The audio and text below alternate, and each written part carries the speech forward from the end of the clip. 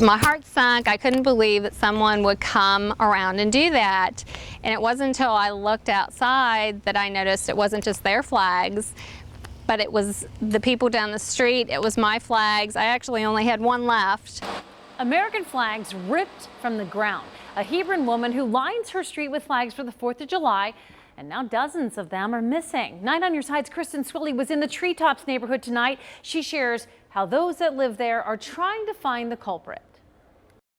Amy Walters' family places hundreds of these flags along Treetop Lane every single year. Volunteers, including some veterans, have stepped in to help. But Tuesday night, someone uprooted their patriotic efforts. We put in 840 flags this year. For a mile and a half, this Hebron neighborhood's American pride is on display for the world to see. It takes us a good 2 evenings to put them all in, several hours of work. Amy Walters started turning this quiet street into a parade route of sorts 4 years ago, paying for those nearly 900 flags out of her own pocket. The veterans always, they'll stop, they'll honk, they'll say thank you, and that's really why we do it. When we woke up and saw this, I mean, it almost made us cry, because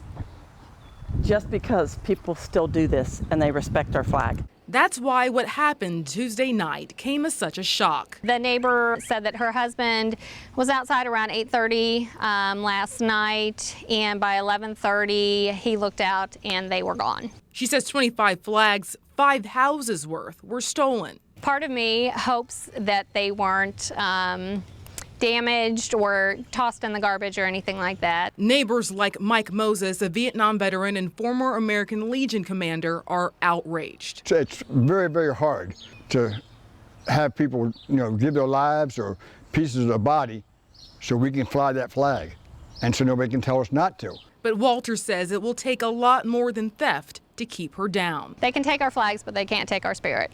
Walter says if no one comes forward to apologize and neighbors are able to catch the culprit on security camera, she will go to police.